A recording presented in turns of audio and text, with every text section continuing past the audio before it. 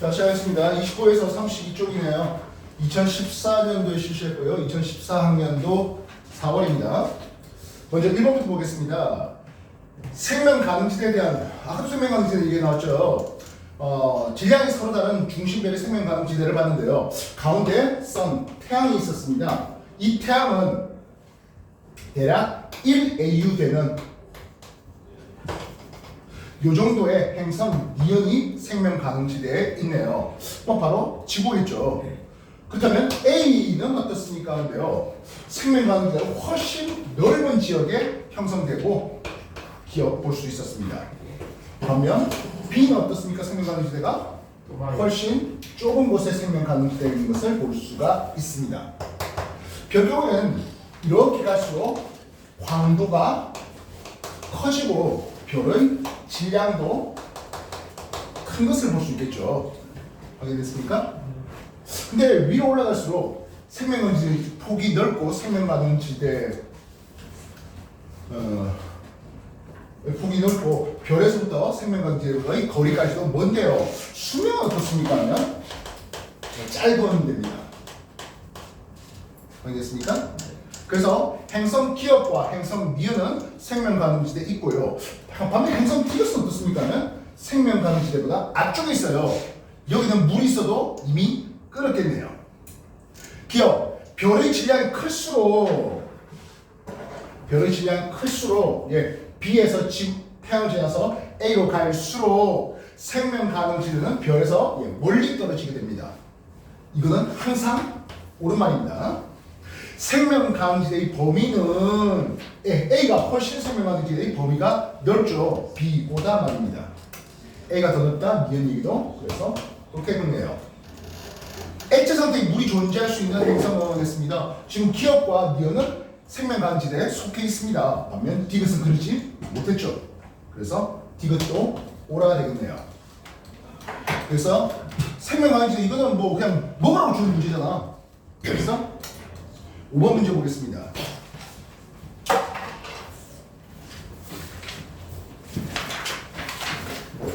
5번 문제. 가나는 서로 다른 발전 방법인데요. 했습니다. 가는 파력 발전을 제시했고요. 나는 조력 발전인데요. 둘 다 해양 에너지라는 공통점은 있는데요. 파력 발전을 일으키는 근본 에너지는 당연하게도 태양 에너지입니다. 필요하다면 태양 복사 에너지죠. 반면 조력 발전을 일으키는 기본 에너지는 조력 에너지예요. 지구의 근본 에너지는 태양 에너지, 조력 에너지 말고 하나 더 있어요. 뭐 있죠? 지구 내부 에너지가 있죠. 지구 내부 에너지를 이용한 발전은 어떤 거 있을까요? 지력이요? 지열 발전이죠. 물론 태양 에너지가 근본되는 것들은 파력 발전 말고도 풍력, 그리고 태양광 발전, 태양열 발전 등등 다양하게 있겠네요. 참고로 이런 부분들은 지구과학뿐만 아니라 물리 쪽에서도 많이 공부되고 있죠. 기업, 가는 바람의 영향이 크게 했습니다. 태양 에너지가 근본되는 거 당연한 거죠. 파력이라는 게 결국에 파도의 힘을 이용하는 거잖아요. 그래서 기억력이 옳고, 니은, 나의 근본이 되는 에너지는 태양 복사 에너지입니까? 하는데 아니요, 이건 조력 에너지예요. 니은 얘기는 틀렸어요. 디귿, 여러분들 조력이 예상이 쉬울까요? 태양이 예상이 쉬울까요? 태양. 조력이 쉽죠. 오늘 날씨 한번 봐봐. 오늘 비 올까 하다가 갑자기 또 쨍 하다가 또 비 오고 이러잖아. 태양은 이거는 예측이 쉽지 않죠. 근데 언제 미름이 들어올지 쓰는 중지는 누구나 다 아는 거죠. 그래서 지구 내부 에너지와 조력 에너지는 예측 가능성이 매우 크고요. 반면 태양이 유명한 건 예측 가능성이 크질 못합니다. 이해됐습니까? 그래서 가는 발전 가능을 예측하기가 쉽다. 천만의 말씀을. 이해됐어? 오늘 우리 딸이 얘기하더라고요. 이제 점심 때 나가길래 공부한다고 나가길래 오늘 비올 확률이 70%에 우산 챙겨가라고 했더니 기상청 말은 못 믿겠대요. 기상청은 일기 예보를 하는 게 아니라 일기 중계를 한대요.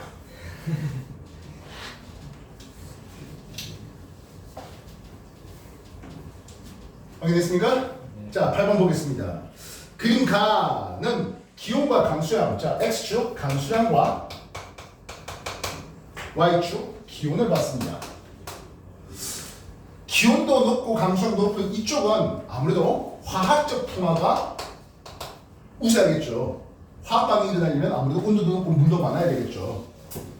그래서 강수량과 기온이 높은 지역에서는 화학적 풍화가 우세합니다. 자, 일단 이건 기본 디폴트 값으로 가져가야 됩니다. A는 해놨어요. 지금 A하고 B를 볼 때 기온 풍화와 화학적 풍화. 지금 B는 강수량도 작고 기온도 낮은 쪽에 B를 놔뒀습니다. 여기 어쩔 수 없이 기계적 풍화만 가능할 수 있겠네요. 되겠습니까? 그래서 A년이 아니라 B년이라고 고쳐야 되겠습니다. 기억력이 틀렸고요. 니은 나는 석회동물이잖아요. 석회동물은 당연하게도 화학적 풍화의 용해작용이에요. 그래서 이산화탄소가 포함된 물에 의해서 형성된다. 맞죠? 석회동물이 형성되는 과정에 일련의 화학 반응식 여러분들이 지독하게도 공부 많이 했던 화학 반응식을 봤습니다. 기억나셔야 되겠는데요. 세이시어스의 탄산칼슘 솔리드죠. 이게 이산화탄소 기체와 물, 액체, 즉 이산화탄소가 섞인 이산화탄소 녹은 지하수에 의해서 탄산칼슘, 석회암이 정방을 통해서 석회동물을 만드는 과정이죠. 이 석회동물을 만드는 과정은 CaHCO3 탄산 수소칼슘이 되겠습니다. 액효스. 반면 이 반응, 역반응이 뭐예요? 역반응은 종유석이라든지 석순이라든지 그 둘이 붙은 석주가 만들어지는 반응이에요. 이해했어? 전화가 그래도 화학을 좀 잘하지? 안 해? 지호, TV 잘래? 이래서 뭘 앉아? 여기서 화학 좀 잘한다. 얘는 탄산가스가 산화되었다. OX. 저 친구는 왜 그렇게 많이 나오는 질문이잖아? 오. 어? 탄산가스가 산화되었다. OX. 둘 중 하나야? 오. 아, 둘 중 하나는 아니구나. 산화된 거. 산소. 수소.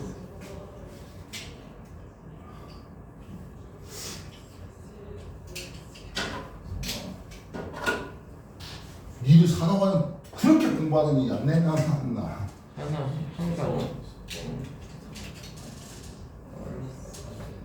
탄산칼슘 이거는요 수산칼슘과 이산화탄소의 조합이에요. 강한 염기와 약한 산의 조합이에요. 얘는 염기성 물질이에요. 탄산 산성 물질이에요. 삼연기 반응이에요. 삼연기 반응 산화 반응과 상관 없어요. 산화됐다 환원됐다 이딴 소리가 될 수 없는 반응이에요. 누가 산화제다 환원제다 이딴 반응이 될 수 없는 반응이라고요. 여기서 이 반응을 보고 또 산과 염기의 반응이네라고 빨리 캡처가 돼야 됩니다. 지금 아마 또 머릿속에서 산화수 한참 계산하고 있던 것 같은데 그런 것들이 시간 단축시키는 거야. 그 것들을 모아서 나중에 킬러 문제에다가 시간을 몰빵시킬 수 있어야 1등을 받을 수 있는 거라고. 30분에 20문제, 20문제 30분이니까 아, 한 문제당 1분 반 쓰면 되겠네. 늦어.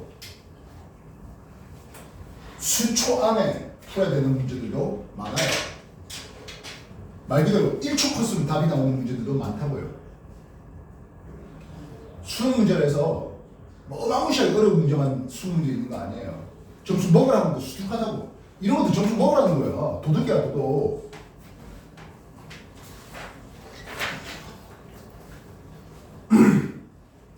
(8번) 해봤습니다. 다음에 15번 볼게요. 아, 조금만 미음까지 했죠? 디귿. 예, 나는 주로 B에 의해서 아니요, 화학적 풍화에 의해서 A에 의해서라고 해야 되겠죠? 알겠습니까? 15번 봅시다. 그러니까 나는 남극 빙하 연구를 통해 알아낸 과거 42만 동안 이산탄소와 그리고 기온 패치를 봤습니다. CO2 농도가 이런 그림을 그릴 때 기온도 같은 그림을 그리는 것을 볼 수 있습니다. 이해됐습니까? 결국에 이산탄소가 농도가 높을 때 기온 역시 높아지는 온실가스에 의한 효과라고 쓸 수 있겠죠. 이해됐습니까? 자, 근데 여러분들 과거 빙하기가 오면 합니다. 빙하기가 오면 물에 있는 산소를 보면 16자리도 있고 18자리도 있어요. 그래서 16자리가 증발되는 거와 18자리 증발되는 거. 빙하기가 오면 이게 증발이 좀 약하죠. 혹 증발됐다 해도 금방금방 무어서 금방 떨어져요. 결국엔 극지방으로 가서 문으로서 떨어지고 그래서 결국엔 빙하로 오게 될 수 있는 놈은 그래서 빙하 속에 산소 16에 대한 산소 18의 동위원소비는 빙하기 오면 줄어든다라고 하겠습니다. 빙하의 산소 동위원소비는 추운 날에 빙하기가 오면 감소합니다라고 했어요. 그러면서 뭘 얘기했습니까 하면 그럼 이 물은 빙하기가 오면 산소 18의 비율이 많아지는 거죠. 그래서 이 물 속에 살아가던 해양 생물의 화석 속에 산소 16에 대한 산소 18의 동위원소 비율은 오히려 증가하네요라는 내용 속에 있습니다. 지금 다에 있는 이게 가고 나고 다에 있는 산소 동위원소 비율 값이 요렇게 되어 있는데요. 이건 누구 겁니까 하면 해양생물의 탄소 동위원소 비율을 나타냈습니다. 해양생물 껍질에서 측정한 산소 동위원소의 비율은 그 반대 패턴을 보여요. 물론 빙하를 봤다면 똑같은 패턴을 보았겠죠. 빙하에 있는 산소 동위원소 비율은 같은 패턴을 보이고요. 해양생물의 화석은 반대 패턴을 보여야 합니다. 이해됐습니까? 이 기간 동안 40만 동안 대기 중의 이산탄소는 현재보다 높았습니까 하면 현재가 요만큼이었어요. 그죠? 현재 값에 비해서 이산탄소가 낮았습니다. 이래서 기온 볼 때 평균 기온이 이게 평균 기온이잖아요. 맞죠? 현재 기온이잖아요. 현재 기온보다 낮은 쪽이 대부분이었잖아요. 그래서 현재 이산탄소보다 낮은 쪽이 대부분이라고요. 이해됐냐? 35만 년 전 합니다. 35만 년 전은 기온도 낮고요. 이산탄소 농도도 낮았어요. 그러면 훨씬 더 서늘했다, 추웠다라고 해야 되겠죠. 이해됐습니까? 기온 낮은 상대적으로 빙하기잖아. 35만 년 전에. 그래서 빙하 면적은 현재보다 넓었겠죠. 빙하기니까요. 알겠나? 해양생물의 산소 동위원소 비는 간빙기라는 게 따뜻할 때를 얘기하는데요. 간빙기보다 빙하기 때 높았다. 이게 추울 때 빙하기 때 해양생물의 산소 동위원소 비는 높았어요. 알겠어? 그러니까 생자로 항상 많은 게 지구학도 물론 공부가 외워야 되는 게 기본이 있죠. 보통 많은 시험 문제는 빙하의 산소 동위원소를 많이 물었어요. 이번 빙하를 묻는 게 아니라 해양생물을 물었잖아. 그러니까 이산탄소가 낮으면 기온도 낮고 빙하기 때 역시 추울 때 산소 동위원소도 낮지. 이런 식으로 꼭 생자로 외워놓고 문제 풀면 박살나는 게라고. 글자 잘 읽으라고. 이건 해양생물의 산소 동위원소 비율을 묻는 거라고요. 그래서 빙하하고 패턴이 반대로 나타나는 문제라고요. 과거 여러분한테 이 빙하의 산소 동위원소 비율이 여러분 자주 얘기했죠. 2010년도 서울대 노수 문제라고요. 2010년 서울대 노수 문제가 이거예요. 근데 이게 워낙에 시험에 많이 나오니까 이번에 틀어서 요놈을 낼 거라고. 정리해.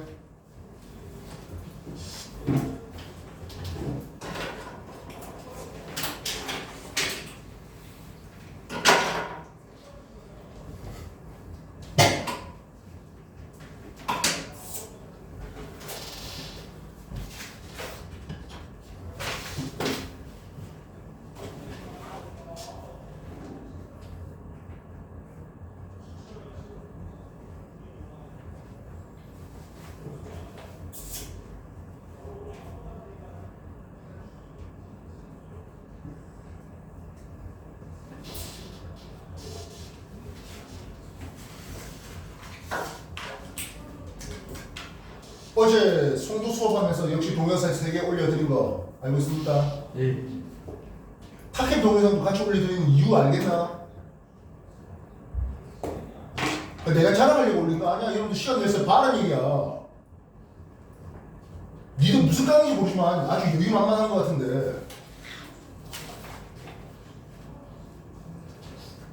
실전 얼마 안 남았어.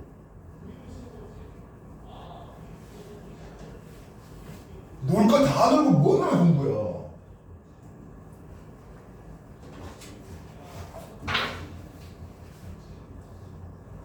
(16번) 보겠습니다. 우리나라 관측한 하늘의 도구, 하늘의 모습인데요 했습니다. 과거 여러분들 행성할 때 케이스 바이 케이스가 8가지 나오는 것 행성에 대해서 소개했는데요. 이놈은 너무나 친절합니다. 초석달이 보입니다. 딴 거 행성 다 필요 없고 초석달 하나만 보아도 아 이건 해진 뒤 서쪽 하늘이네라는 게 너무나 자명하게 나오는 거예요. 그러면서 비너스도 보이고요, 세턴도 보이고요, 머큐리도 있고요, 그리고 마스도 있네요. 옳은 내용을 골라라 하고 있습니다. 1번 동쪽 하늘입니까? 네, 아니요 서쪽 하늘이에요. 1번 이게 틀렸고요. 여러분들 화성이 여러분 세발 그리면 제1, 3탄 했었죠. 기억나십니까? 세발 그리면 제1, 2탄은 내행성에 대해서 소개했어요. 내행성을 나는 남쪽에서 봤다. 된다고? 한 바퀴를 본다고 된다고? 안 돼요.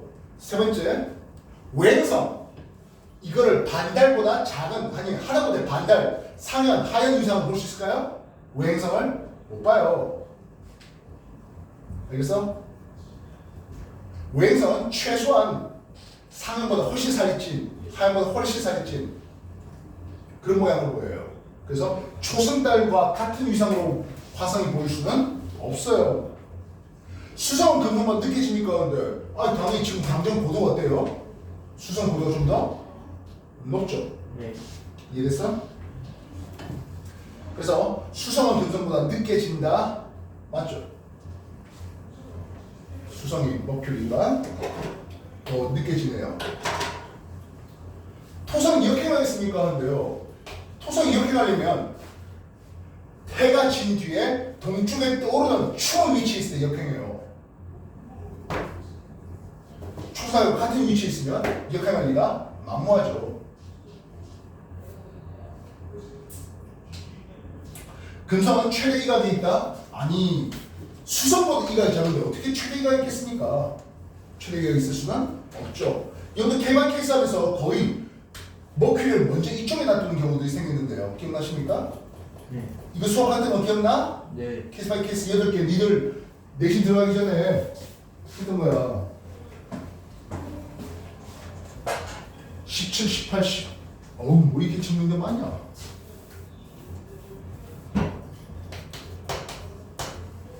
17, 18, 19에 또 9번 있고 20번. 20번, 22번. 네. 자, 케이스 바이 케이스 중에 하나 소개해 봅시다.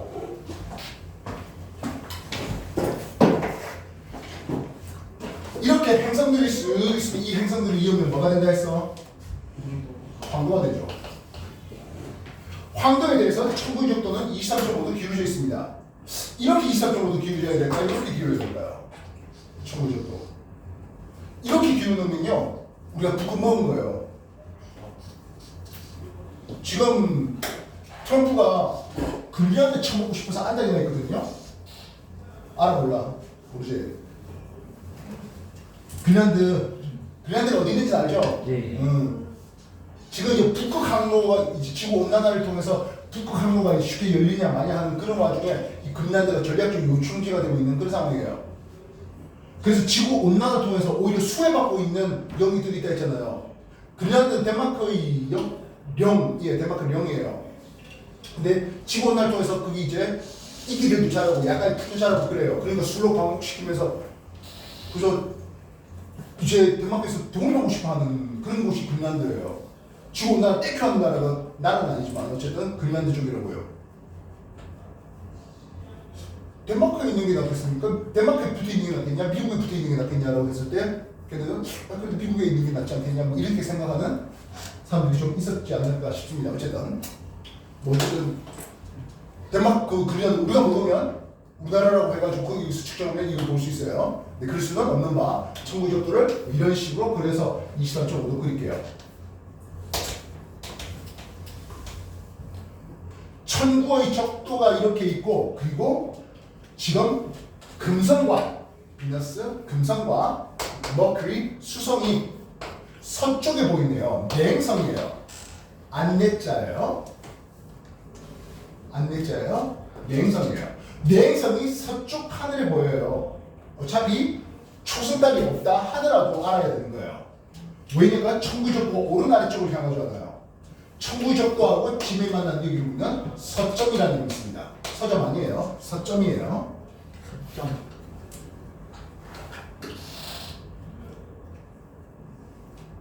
내행성이 서쪽에 보인다는 것은 이 내행성 동방에 있는 게 아니라 서방에 있는 거야.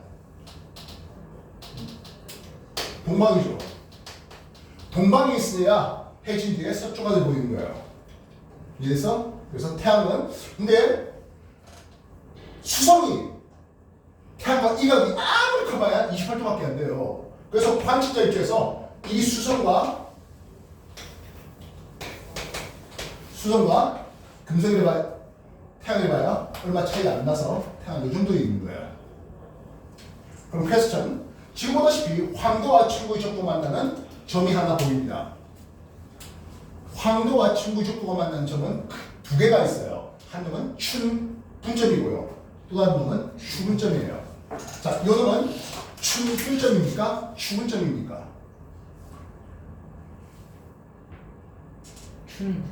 추분점. 천구의 적도 대비 북쪽 가는 이쪽 방향. 얘는 플러스 쪽이에요. 태양이 플러스 쪽에 있다가 마이너스 쪽으로 이게 적경이 증가된다는 반시계 방향 적경이 증가되는 방이에요. 방금 내가 어디서 움직인 거야? 지금 내가 어디서 움직였어? 어느 손으로 움직였어 내가 방금? 왼손으로 이게 적경이 증가되는 방향이에요. 내가 왜 자꾸 힘들게 여기서 적경 증가하는 이 쉬운 방법을 놔두고 왜 자꾸 내가 이렇게 하는지 알겠냐? 네. 몸으로 체력에서 풀어라고 하는 게야. 머릿속으로 푸는 게 아니야. 몸으로 풀어야 돼. 하는데 니들 손가락에도 이렇게 해서 적경이 증가된다고 표시를 줘야 된다고. 플러스 저기에서 마이너스 저기로 가담한다는 점이야. 그래서 요 점이 추분점이 되겠고 추분점에 태양이 있다면 추분날이 되겠고 9월 말이 돼야 돼요. 근데 아직 태양은 추분점을 지나지 않은 거지. 그래서 언제 찍었니? 라고 했을 때 봄에 찍었다 하면 된다고? 아니요. 안 되잖아 하는 거고요.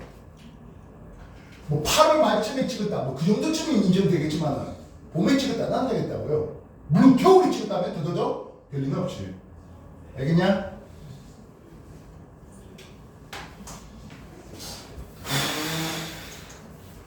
그래놓고 태양에 대해서 수성과 금성과 지구 위치를 놓게. 지금 동방에 있었어요. 근데 수성 이각이 더 크네. 금성보다. 금성은 어디 있어야 됩니까요? 목표이 수성이 이쪽에 있다고. 그럼 금성은 그보다 이각이 작으니까 금성이 비너스 1의 조그만 보름달이 있었는지 비너스 4 큰 초성의 위상이 있었는지에 따라 얘기가 달라졌다. 케이스 바이 케이스가 있어. 이 기억나? 네. 이걸 생짜로 외우려고 그 160몇 번만 외울 수 있겠다. 근데 그런 놈들 없잖아. 그래서 다음 날이라고 할 때 비너스 1의 위치에 동그란 보름달인지 비너스 4의 위치에 있으면서 초성 위상이 있었는지에 따라서 이가 시직경 밝기 적경 알파 어떻게 바뀔 것 같아? 라는 질문 주는 겁니다. 비너스번에 위치했으면 이 각이 증가되겠죠. 어쨌든 동방이라는 것은 지구에 다가온단 말입니다. 그러면은 시계는 증가돼요. 점점점 지구로 가까워지면서 가지기가 밝아지고 당연히 순행하는 라인입니다. 반면 비너스4가 됐다는 뜻은 우리는 너무 이 각은 줄어들겠고 시계는 어쨌든 다음날 증가합니다. 밝기는 동방 최대각에서 근처에서 좀 밝아요. 조금 더 있으면 여기 밝아요. 이미 들어온 상황이라고 보셔야 되겠죠. 왜냐하면 수성보다도 이 각이 더 작은 쪽에 들어왔어요. 동방 최대각 근처 찐이라고 생각할 수는 절대로 없는 상황이에요. 그래서 밝기는 어두워질 것이겠고요. 이미 역행 라인에 들어온 상태라고요. 그러면 세컨 토성은 합니다. 세턴 토성이에요. 세턴 뭐예요? 하지 말고 토성이에요. 네. 토성은 어디 있겠습니까? 하네요. 비너스와 머큐리 사이에 토성을 놔뒀네요. 그래서 세턴 비너스와 머큐리 사이에 이 정도쯤에 세턴 잡아놨습니다. 외행성은 어떻게 움직입니까? 물론 공전은 반시로 움직여야 되겠죠. 근데 위상의 변화는 시계 방향 됐습니다. 지구 더 빨라서 말입니다. 그래서 외행성 춘 다음에 서구 아니라 춘 다음에 동부, 합, 서부 이렇게 시계 방향을 늘렸습니다. 이가 어떻게 된다고? 감소하겠지. 멀어지면 시간 감소하겠지. 밝기 어두워져요. 반면 여기는 순행 라인이에요. 이건 마스도 마찬가지겠죠? 마스는 머큐리보다는 그래도 이 각이 더 큰 쪽에 마스를 놔뒀습니다. 두각 차이 세타. 다시 만들면 다음날 토성과 화성은 그 두 사이가 좁혀질까요? 더 멀어질까요? 멀어지지 않나? 멀어질 것 같아요. 공전이야 화성이 빠르죠. 공전이야 화성이 빨라요. 근데요 지구에서 관측하면 항상 생각해야 되는 게 뭔데? 지금 회합 주기를 항상 생각해야 되잖아. 회합 주기는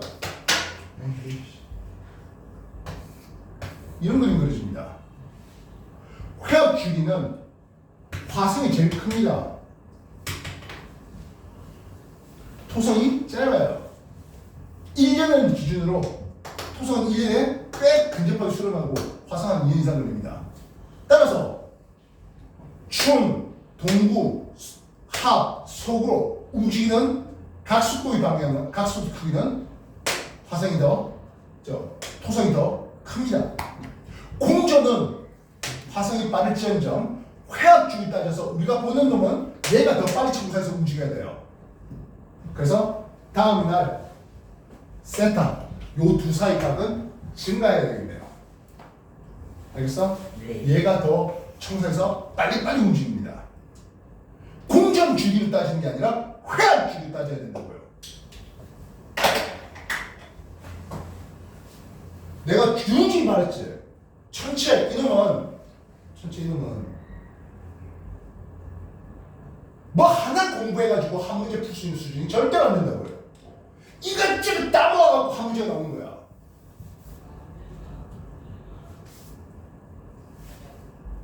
정리해.